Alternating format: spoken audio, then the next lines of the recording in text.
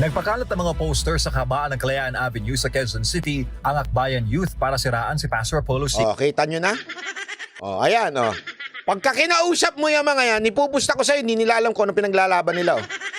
Baka mas alam pa nila, memorize pa nila ang kanta ni Taylor Swift kesa sa pinaglalaban nila. Ah, pustahan tayo. Ah. Oh, kayo mga kabataan kayo, ha? Iniimbitahan ko kayo sa April to manood. Tapos maghanda kayo ng thesis nyo. Kakausapin ko, tatanungin ko kayo sa mga bagay-bagay sa mundo na to. Hindi tungkol kay Taylor Swift, ha? Baka mamaya, ang alam nyo lang, BTS, mga ganyan-ganyan lang alam ninyo. Oh. Kasi yung mga yan, sa totoo lang, nagpapakulang yan, eh. Oh, totoo, walang biro, ha? Yung mga yan, pakul. O kunwari, alam namin, meron kami pinaglalaba, may ganyan-ganyan. Kasi alam mo, ganyan naman talaga sa eskwelahan noon. Tandaan ninyo, 5 taon ako sa UP Diliman. Alam mo, pagpasok mo ng UP Diliman, meron talaga silang araw kung saan yung mga orgs. Yung mga orgs, ha? Ibang orgs yung nasa isip mo, Jay Guevara. Wag kang bastos. Orgs. Okay, yung mga orgs na, mga organization dyan, kanya-kanyang recruit yan ng mga kabataan. Siyempre, marami ko kasi sa UP, galing sa iba't ibang probinsya. Di ba? Kasi binibigyan nga ng tsansa yung mga matatalino sa probinsya, dadali sa Metro Manila at binibigyan ng oportunidad na makapag-aral. Tapos, siyempre, yung mga yan, hindi naman sa ulila, pero malungkot sila eh. Nakadorm nga yung mga yan eh. Kaya nga sila nagbabanatan eh. Wag nga kayo.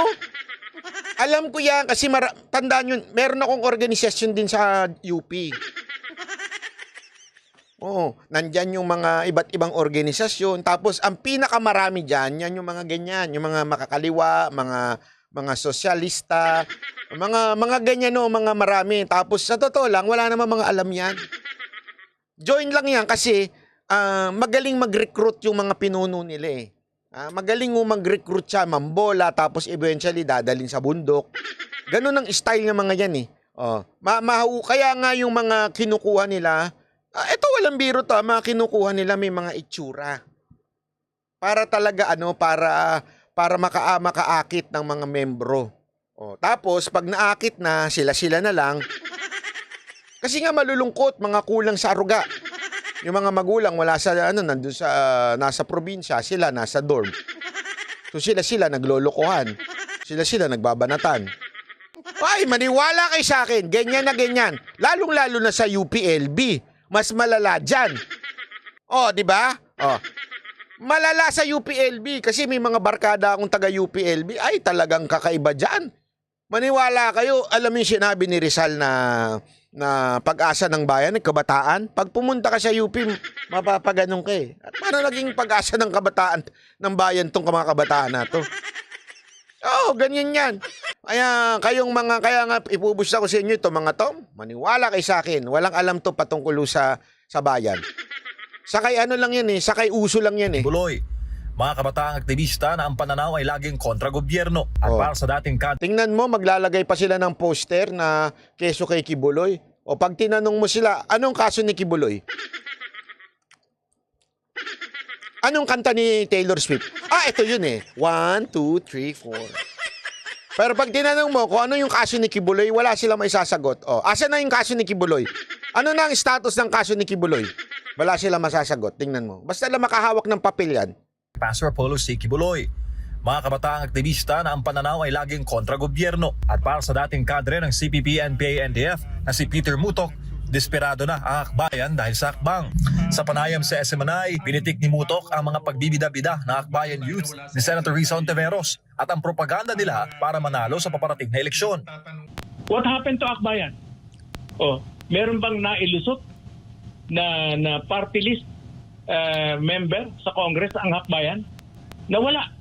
Dati meron sila dala-dalawa. Pasok na pasok yung tinatawag na yung naging slogan ng Ocho Diretso sa Inodoro. No? At mauulit ito. Pag hindi hininto ni Risa Hontiveros, itong pinagagawa niya. Kasama akbayan sa Electoral Alliance sa mga kandidatong kasapi noon ng Ocho Diretso slate na nangitlog o talo noong 2019 midterm elections. Bukod sa akbayan, kasama rin sa koalisyon ng Liberal Party, Magdalo at Aksyon Demokratiko. Kaya ni Mutok, halatang halata na politically motivated ang mga paninira laban kay Pastor Apollo sa layuning makahimok ng mga botante sa halalan. Political expediency ito na si Risa Hontiveros, sapagkat sa darating na election sa 2025, wala na no? Yung nung nakaraang eleksyon, wala silang nailusot na kandidato kahit isa. Kaisa ng mga dating NPA kadre, naniniwala si Mutok na hindi na makababalik ang akbayan sa Kongreso, pati na ang re-election bid ni Hontiveros sa susunod na taon. Hindi Alam mo, sabi ni Models of Manila, natawa ako eh.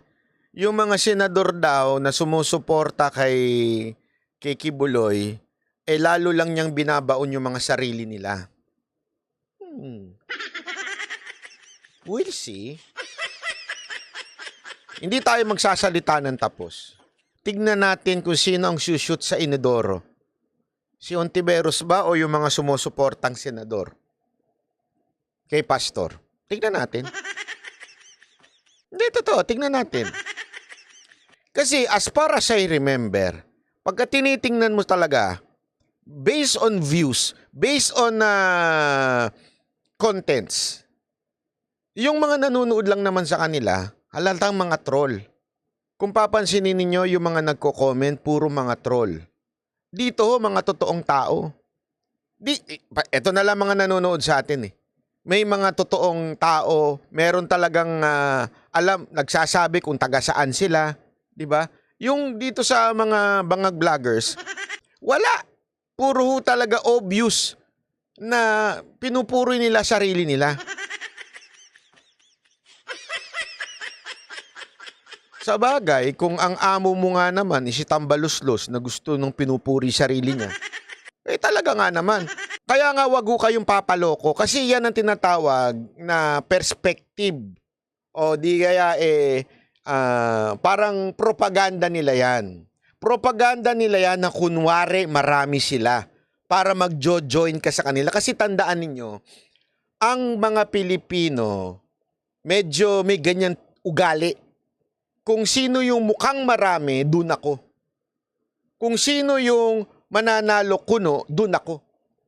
Meron nagpupunta, kaya nga 'di ba, ang tao nung eleksyon pagka tinanong mo, saan ka, sino boboto mo? Ito na lang kasi mananalo to. Hindi nila sasabihin na ito boboto ko kasi karapat dapat ito. Wala ka makikitang ganun. Ang lagi nilang ginagawa tuwing eleksyon, yung kung sino yung mukhang marami, doon sila boboto. Parang ayaw nilang maging talunan kasi talunan sila sa buhay.